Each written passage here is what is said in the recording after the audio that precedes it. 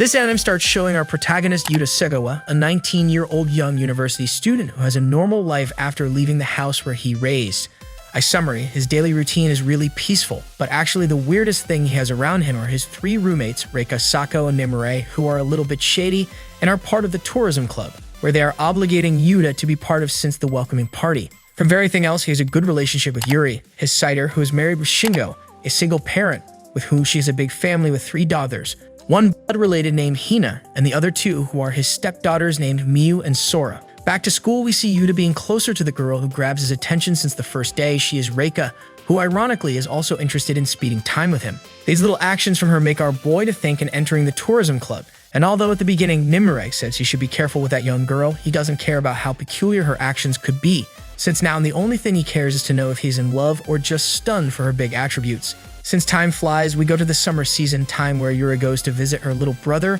and also to ask him a favor, which is to take care of her beloved daughters a couple of weeks. From what they explain, her and Shingo will be out for a while till they solve the matters of their trip. And since the kids have a good image of their uncle Yuuta thanks to their mother, there isn't a better person to be a babysitter than our protagonist. Which is funny is that although Yuuta doesn't accept that her sister gets married with a woman who has already 2 children, Miu and Sora have a special love for the boy, and even we can say that one of them is interested in Hai, but not in a familiar way. Inside all this, at least Hina makes his work of taking care of teenagers a little bit easier, because our protagonist didn't even know he will spend his whole holidays in Yuri's house being substitute father. Obviously, living with 2 teenagers and a girl is going to be quite difficult for Yuuta, especially because of the many misunderstandings that can occur. However, as these girls are quite fond of him, they manage to solve any problem at once, and actually the one who relaxes the most is Miu, who bothers Sora all the time with the feelings she has towards our boy. By the afternoon, leaving aside that the girls do a little prank on his face, we see that Yuri and Shingo arrive at the house to collect their things and notify both their daughters and the protagonists that they will go out that same night for a business trip. With a bit of concern about what might happen, Yuuta accepts his job as a babysitter, since supposedly it will only be a week until his sister finishes everything they have planned. With this in mind, we can finally start the new life of this temporary family, where the 3 young ladies make the rules of this house very clear to him, especially to avoid again those embarrassing moments that can become to misunderstand. The funny thing is that in the middle of all this, Miu proposes that from now on, instead of calling him uncle, it would be more fun to call him dad, since for them his innocent and cheerful image reminds them of Shingo. After spending a fun afternoon playing video games and doing housework, the guys go out to the backyard to observe a beautiful meteor shower, and sadly, while they enjoy this moment, we, on the other hand, see what were the last minutes before the tragedy. By the next morning, we found out from the news that the plane Yuri and her husband were traveling on suffered an accident, and although it hurts to admit it, this couple also left to paradise. Because of this, the girls have been orphaned, which leaves the custody of each of the girls to the responsibility of the rest of their relatives. The problem is that since there are 3 of them,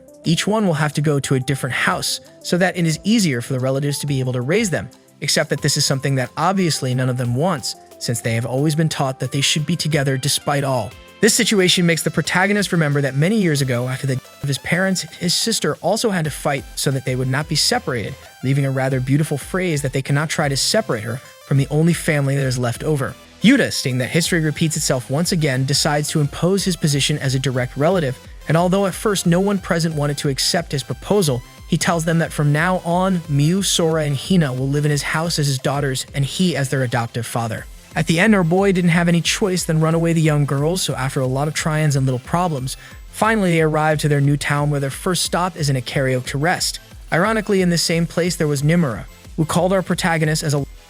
but they explained to him that they are just his sister's daughters. He calms down. When they were trying to have some peace, at that moment Yuuta receives some calls from his relatives, and we have to remember that Miu and Sora aren't his direct nieces, so there are more problems with Shingo's relative. In this bad situation, one of the aunts understands this matter since she was the only one who supported Yuri when they were trying to separate them at their childhood. Being serious, she says that because of his decision, he will have to solve his life as a university student and now as a single parent. A couple of hours later, we see that what this aunt was saying was actually true, since not only we can see that Yuta's apartment is really small, but also that services are limited, especially when we talk about 3 ladies and a man. All thought, Yuuta knows how to see the positive side of everything, and with some work he changes his little room for the girls to feel at home. At night, Hina asks for her mom, and obviously her sisters aren't ready to tell them the truth, so Sora tries to hide the secret till he can tell her everything in the future. After a while, our boy goes to see Miu to have talk, because since they knew about their parents,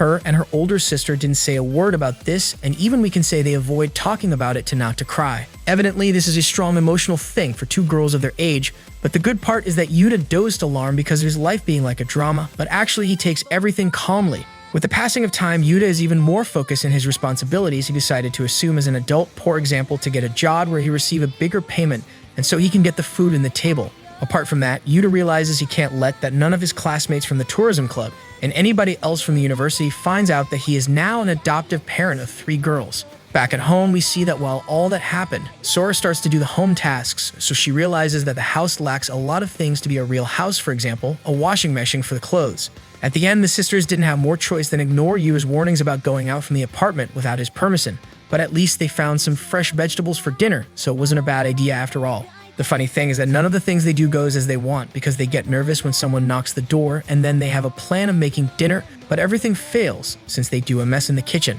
However, in the middle of this mess, Yuuta calls Sora to see if she's alright and also to tell them he's going to come back late because he will do some extra hours at work. This little gesture makes the girls to understand that if they will live with their uncle, they have to do some effort too, since it will be difficult for a student to raise 3 little girls by his own. Once again, everything goes wrong for them since it's not easy to learn how to cook in one day, but the cutest thing was that when Yuuta came home, he saw his nieces being worried about being a heavy wood for him. With some nice words, our boy confesses to Sora that he doesn't care about working and spending his money to give them a better life, since at morning when he was leaving, he saw for the first time that someone said goodbye to him and understood that he has to do everything he can to protect the only thing he can now consider a family. Some weeks later, the little inconveniences keep happening in the small apartment of our boy, but the worst is that one day Yuuta forgets his phone in the table from the living room and Sora calls to tell him something. In fact, this doesn't mean anything bad, but we are talking about Yuuta as a type.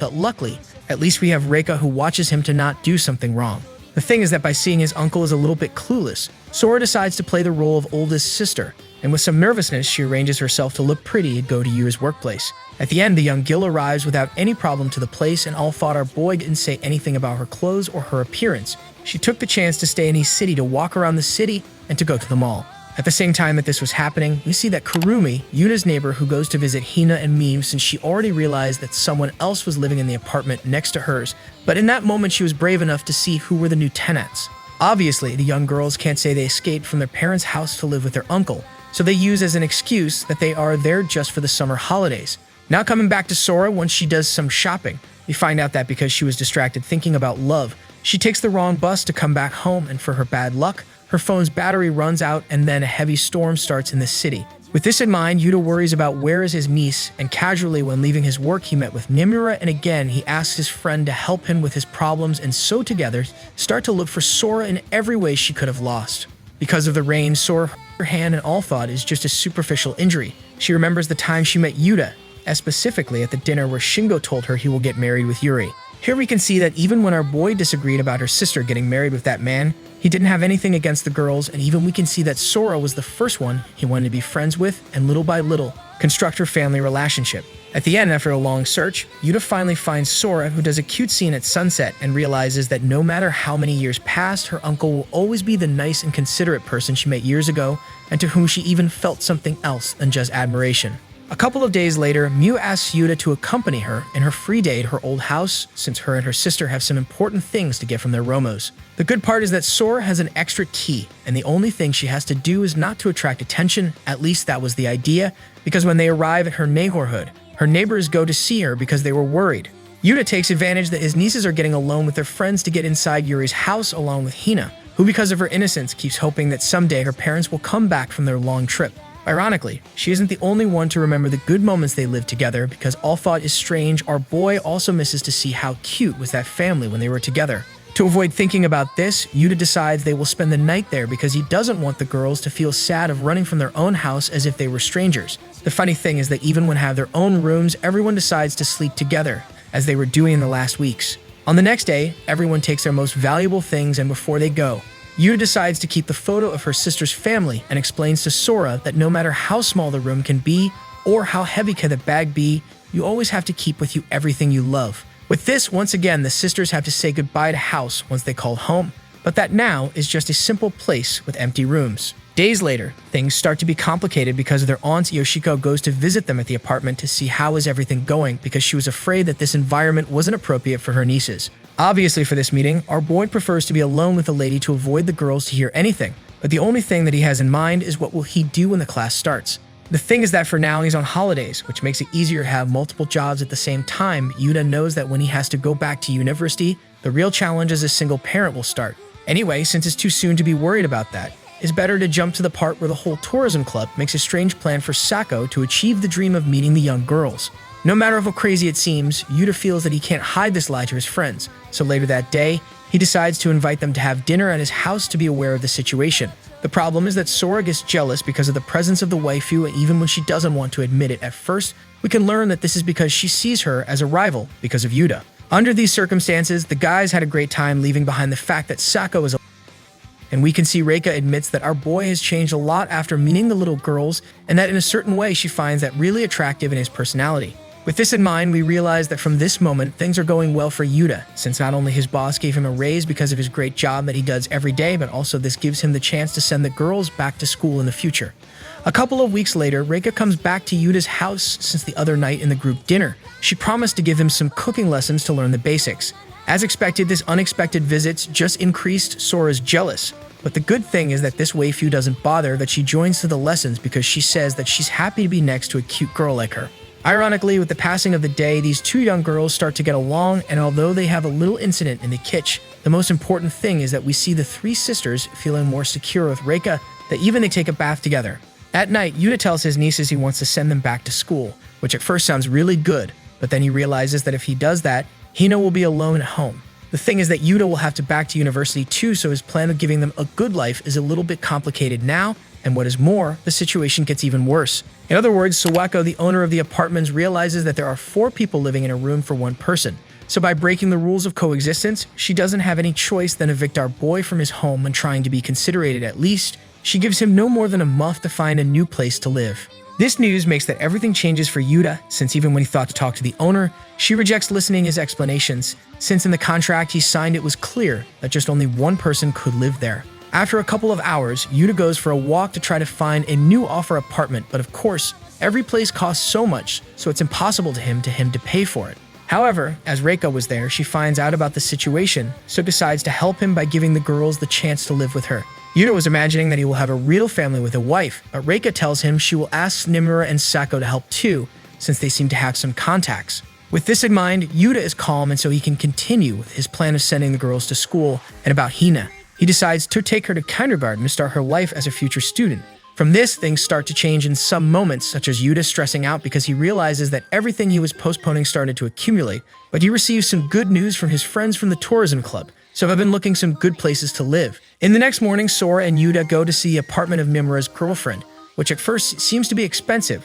but it's actually the opposite, since he will pay the same amount in his own place. Even when everything goes well, the only problem is that at night there are some ghosts around the place, and also the strange that Sako has to increase his on level. The funny thing is that while the guys go from House Toho's looking for options where Yuta doesn't have to work without a rest to pay them, we see Hina, who had a short meeting with Sawako, which didn't go well, to the extent that she starts to cry about how frightened she feels when seeing her. Now coming back to Yuta, by seeing that all the options are impossible to him to pay for, he decides to meet the owner again to ask her to wait for him a couple of weeks more because he needs to organize his ideas. Ironical, at the same time while our boy says this, we see that Hina and Sawako are taking a bath together to fix what happened in the afternoon and so apologize with the little girl for making her cry. Here's where Miu takes advantage of this moment alone to ask to forgive her uncle for this little inconvenience and also to confess that thanks to how brave Yuta was to adopt them, the 3 of them can still be together as a family. But we later learn that not only she isn't the real owner of the apartment, but also we see that maybe there's a chance to save the future of the girls.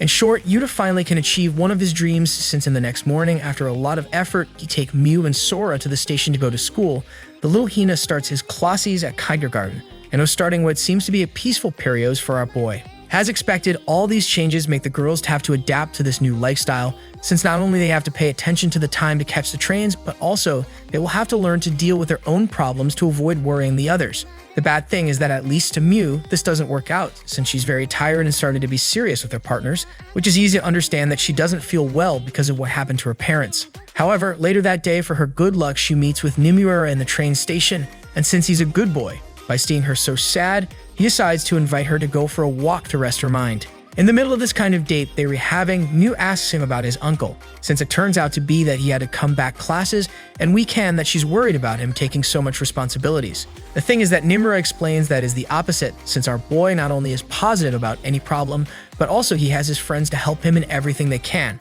With this in mind, the young girl stays calm and so she can continue enjoying her day along with a good man who shows he's a real gentleman, and above all, he's a great friend to whom Yuta and the girls can trust. Once we see that Miu was able to face her problems, we go directly to Sora, who must also learn to deal with the things that happened to her at school, and although it sounds a bit ugly, mature by force so as not to fail Hina in her big sister role. In a way, she feels that having so many responsibilities, she can't do anything right and leaves everything half done, and for this reason the next morning, feeling so overwhelmed, she decides to present her resignation letter to the music club. Just as a fact, Sora was part of the school choir, and actually she was quite good at what she did. Only now her priority is her family, and above all not to be another burden for the poor protagonist who is giving it all of himself. The bad thing is that since the young lady has no one to talk to, a large part of her problems must either be ignored or carried without anyone noticing, and this gradually makes her down, to the point that she hardly even smiles anymore. However, things take a radical turn when one day he finds out that Kurume, his neighbor, quit her CU job, and just by chance he finds her at the laundry near his house. As we already knew, she was passionate about giving the voice to the villains she played, but everything changed when one day she was told that her main character was going to die in the middle of the episode. This news made her lose motivation in her work, and she even came to rethink if she is good enough to continue, which is very similar to what Sora is experiencing right now. This little conversation and a sudden encounter with Reika makes the young lady realize that excellence is not achieved overnight, because starting with food to at some point be able to prepare something delicious, first you'd have to go through a lot of mistakes that made you learn and above all improve. The nice thing is that this same message is repeated by the protagonist later, explaining to him that it's okay for him to cause problems as long as he knows how to recognize them and understand what things he shouldn't do to overcome any obstacle. With this in mind, Sora understands that no one in this world is perfect, and so she finally decides to give herself a new opportunity to try to be an excellent student, a good older sister, and why not in the future, a great singer. A couple of days later, we see that little by little the girls are liking Reika better, especially Sora, who now has more confidence to ask him about his uncle at university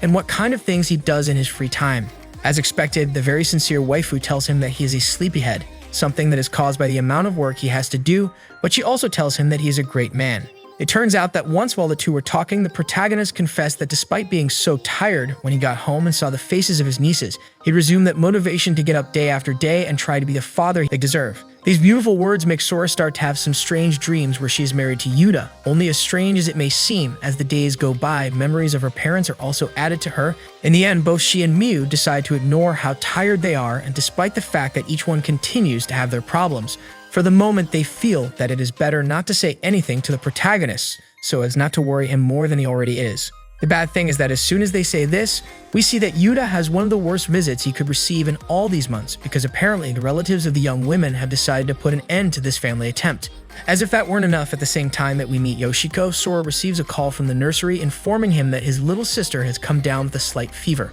From here, things get a little tense between the protagonist and his nieces, because later that same day, after he returned from work, he tells us everything he talked about in that sudden meeting with his aunt. In short, the lady shows us solid evidence that our boy has failed in his work as a father, since not only did he not realize that Miu and Sora were having a bad time at school, but he never noticed that even Hina started keeping little secrets from him. All this load of feelings makes you to wonder if actually bringing them to live with him was the right decision, because apparently, in addition to everything Yoshiko told him, Nobuyoshi, another of his uncles, sent him a letter in which he apologizes for their past friction and offers her a chance to make things right. In a few words, this gentleman tells him that after thinking about it and discussing it with his wife, he is ready to welcome the three girls into his home, all with the intention that he can only worry about continuing with his university life and thus be able to fulfill Yuri's dream of seeing him fulfilled as a professional man. As hard as it is, to all this, we have to add the fact that Hina is still waiting for her parents to return, because by the night of that same day, this adorable little girl confesses to her entire family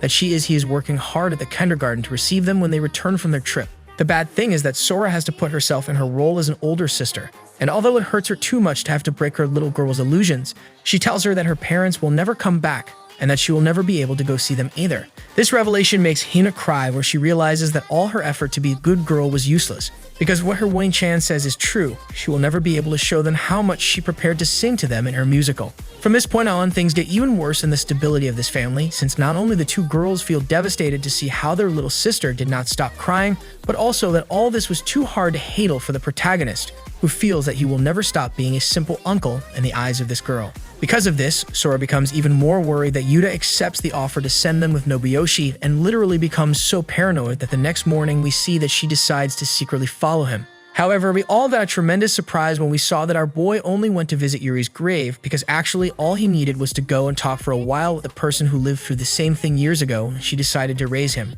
on her own. The protagonist confesses to us that based on mistakes, he understood that he cannot replace the role of his father, but what he can do is try to give them the best with the love and affection that he has for each one. The nice thing of all this is that the conversation does not end here, since apparently Yuta both Nobuyoshi and Yoshiko to give them an appropriate response to their request and make it clear to them that these girls will not leave their side until they decide to do so. Ironically, despite their previous fights they had in the past, her aunt tells him that this second chance she is giving him is like her payment for showing her what it is to have the courage to fight for your family. In short, this retribution is given to him because 15 years ago, when she was in the same situation of having to adopt her two orphan nephews, she did not have the same willpower to do so, confessing that since that day she feels that she has been in debt to both Yuri and him. With this last thing, the protagonist finally understands that the words that Reika told him were actually to explain that the real father is not always the one who brings you to life, but on more than one occasion, the real father is the one who raises you with all his heart despite not being.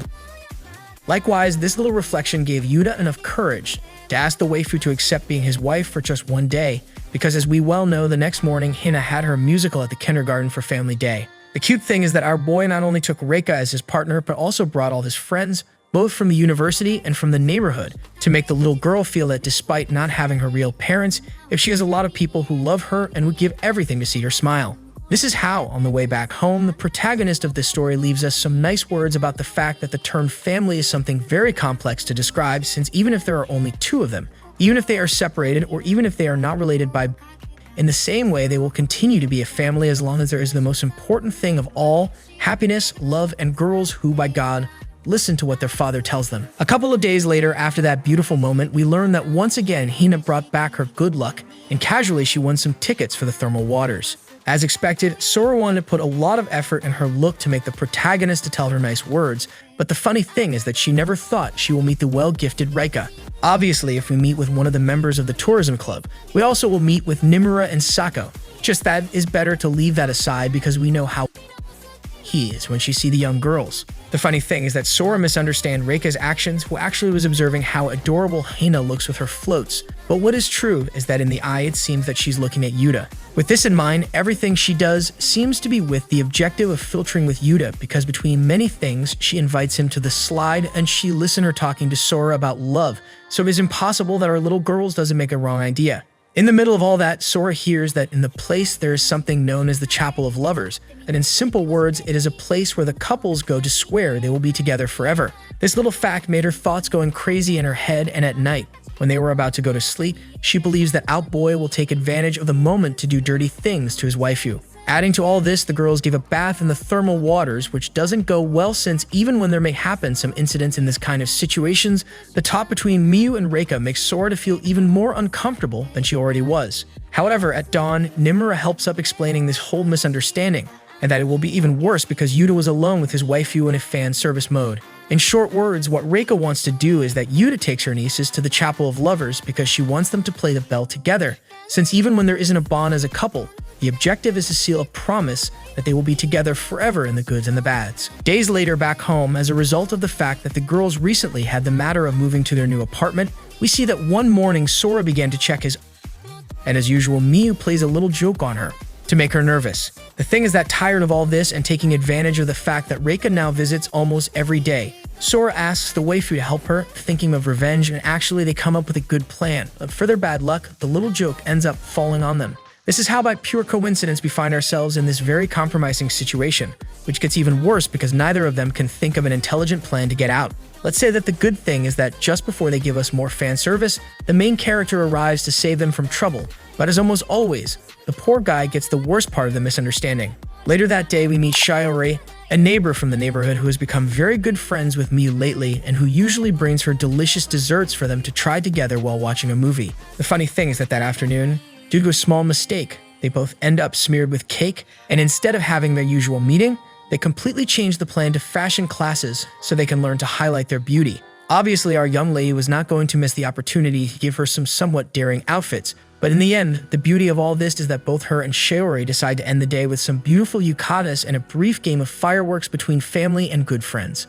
The next morning, everything lines up perfectly for Hina to have her first adventure alone because taking advantage of the fact that her sister fell asleep, we see that the little girl decided to risk reaching the amusement park on her own. In itself, the problem is not that a tremendous rain falls just at that moment, but rather the fact that no one knows where the little girl could have gone, and they don't have the slightest clue to start looking for her. Within the bad, we see that Hina is having a great time, and even in one of those, she runs into Shiori by chance, who agrees to take her to the end of her destination, which in this case is the Wheel of the Fortune. While all this was happening, the protagonist explains to us that today is Yuri's birthday, a day on which apparently everyone had planned an outing to visit his grave. Now it is at this point that Hina herself explains to us that since today is such a special date, she wanted to come to the Ferris wheel to be as close to heaven, confessing that since she knows that her mother is there, she wanted being able to be by his side for a while to show him the drawing he drew for his birthday. After that day, we skip about 4 years or so, a date by which all the girls are a little older. But to see that, we first have to understand that today the souls of Yuri and Shingo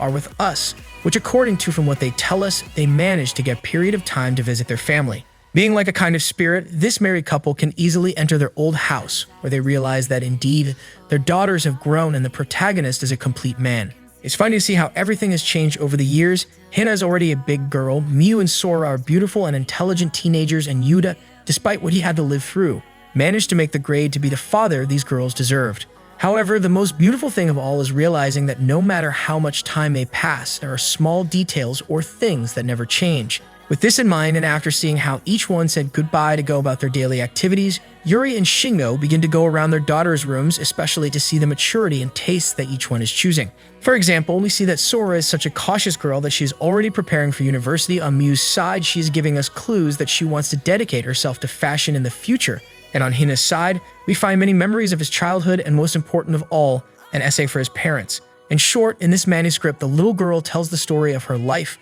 from the day she lost her parents to the present day where she enjoys being next to her two sisters and the main character, or as she calls it, her second father. After a few hours, the married couple decides to make a few last stops before returning to their resting place, so first we will pass by Hina's now primary school. Obviously, they were going to worry about her first because she is the smallest in the house, but the funny thing is that seeing her as she is during classes, they end up happy to see her personal growth, and they are very sure that in the more distant future, she will become a great woman. In our second stop, we quickly go to Miu's high school, which, as crazy as it sounds, is like a kind of idol that is very famous among her classmates, and that in reality with this alone, she shows her parents that she still maintains that spirit of to be the best in everything that is proposed. Before classes end, Yuri and Shingo go through Sora's high school, who apparently is already in her last year before graduating from school, and for this very reason she is the president of the choir in which she was once for some time. The interesting thing is that despite the fact that she is now a well-endowed and beautiful woman who attracts a lot of attention among her peers, she never stopped loving the protagonist to the point that the marriage between Sora and Yuta is finally official.